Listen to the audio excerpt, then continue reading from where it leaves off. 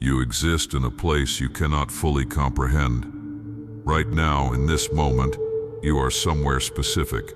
A particular chair, a particular room, a particular coordinate on a sphere of rock that shouldn't care about you but somehow does. You don't remember agreeing to this. No one asked if you wanted to be here, spinning through a void so vast that calling it vast is like calling the ocean damp. Let's pull back for a moment. Not metaphorically. Actually pull back. There you are, reading these words. Zoom out further. There's your city, a cluster of lights and lives. Further still, your country is just a shape now, arbitrary lines drawn by people who are all dead. Further, the planet, that blue marble everyone talks about. It looks so peaceful from here, doesn't it? So quiet. You can't hear the 7 billion heartbeats from this distance. You can't hear your own.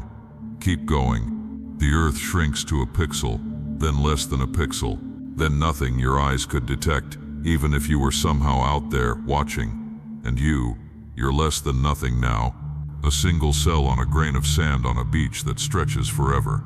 Your entire life, every moment you've agonized over, every decision that kept you awake at night, every triumph that made you feel invincible, all of it exists in a space so cosmically insignificant that the universe doesn't even have the consciousness to ignore you. It simply doesn't know you're there. This should terrify you. For some reason it doesn't have to. Here's what's strange. That rock, that impossibly small speck you're clinging to, it's giving you everything. Air that somehow has exactly the right chemical composition to keep you conscious. Water that falls from the sky on a schedule chaotic enough to seem random, but reliable enough to grow food. A sun positioned at precisely the distance needed to warm you without incinerating you. The odds of this are so astronomical that they loop back around from impossible to absurd to here you are anyway, alive, against the mathematical protests of the universe itself. You get what, 70 years if you're lucky? 80, maybe 90 if you win some genetic lottery and avoid the cars and the cancers and the 1,000 other ways this rock can reclaim you. When you zoom back out, when you look at the timeline of everything, your existence is less than a frame in an infinite film. You're a glitch, a flicker. You could be removed entirely, and the movie would play exactly the same. Nothing would change. The plot wouldn't suffer. No one would notice the edit.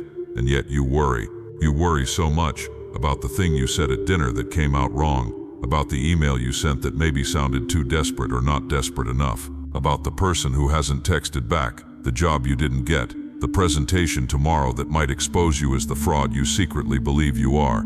Your chest tightens, your thoughts spiral, you rehearse conversations that will never happen. You catastrophize outcomes that will never materialize. You carry this weight, this suffocating weight, as if the universe is watching, as if your performance matters to anything other than you. But let's say you die tomorrow. Let's say the worst thing you can imagine happens. You fail spectacularly. You humiliate yourself. You lose everything you've built. The people you love will be sad, genuinely, deeply sad. They'll cry. They'll gather and tell stories about you. They'll say kind things, true things, things they wish they'd said more often while you were here. And then something strange will happen. They'll get tired of being sad, not because they stop loving you, but because grief is exhausting. It interrupts their lives. It makes everything harder. So they'll try to move through it. They'll go to therapy. They'll journal. They'll practice gratitude and mindfulness and all the other techniques we've invented to make pain bearable. And slowly, gradually, they'll think of you less.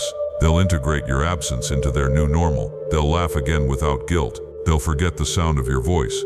If you're exceptional, truly exceptional, maybe more people will remember you. Maybe you'll create something that outlives you, art or science or some shift in how people think. Maybe strangers will mourn you, people who never met you but felt like they knew you, but they didn't know you. They knew a version of you they constructed from fragments, a character they needed you to be, and they too will die, and everyone who remembers them will die. And eventually your name, your work, your impact, all of it dissolves into the same cosmic indifference that greeted your arrival, so nothing matters. That's the conclusion, right? If it all ends in darkness and forgetting, if every legacy crumbles, if even the pyramids will one day be dust on a dead planet circling a dead star, then why try? Why care? Why feel anything at all? Here's why. Because you're here anyway. Despite the impossibility, despite the absurdity, despite every rational reason you shouldn't exist, you do. You have this moment, this singular, unrepeatable moment where you get to be conscious, to feel the weight of your own existence. You didn't ask for this gift. You can't return it. You can't pause it or save it for later. It's happening right now, whether you're ready or not. And in this moment, you have a choice, not about whether things matter in some grand cosmic sense. They don't. But about whether they matter to you, right here, in the only place mattering can actually occur, which is inside the strange electrochemical storm happening in your skull. That person you're nervous about seeing, that conversation you're dreading, that risk you're afraid to take, none of it will matter in 100 years. But it matters now. It matters because you're alive to feel it matter. The anxiety itself is proof of your existence, proof that you're engaged with the bizarre privilege of being here at all. What if the point isn't to do something that echoes through eternity? What if the point is just to be here fully, to look at this absurd situation, this conscious dust on a rock in an ocean of nothing, and decide to participate anyway? To be kind not because kindness will be remembered, but because you have the capacity for it right now. To love not because love is eternal, but because you can feel it today. To create not for posterity, but for the simple strange joy of making something that wasn't there before. You're going to fail sometimes. You're going to say the wrong thing, make the wrong choice, disappoint people, disappoint yourself. And then you're going to wake up the next morning and the rock will still be spinning, and you'll still be on it, and you'll have another chance to try again. Not to get it right. There is no right, but to engage with the question. To show up for the mystery of being alive. Worst case scenario, you try. You bring your whole self to the moment. You act with honesty and compassion and effort, and it doesn't work. And then you move on, because that's what everything does. The universe moves on. Time moves on. You can too. So maybe, just for a moment, you can relax. You can let yourself off the hook. You can recognize that you're part of something so impossibly unlikely that your mere existence is already a victory against astronomical odds. You're here, on this rock, in this moment, and for some reason, incomprehensible and unexplainable, that's enough.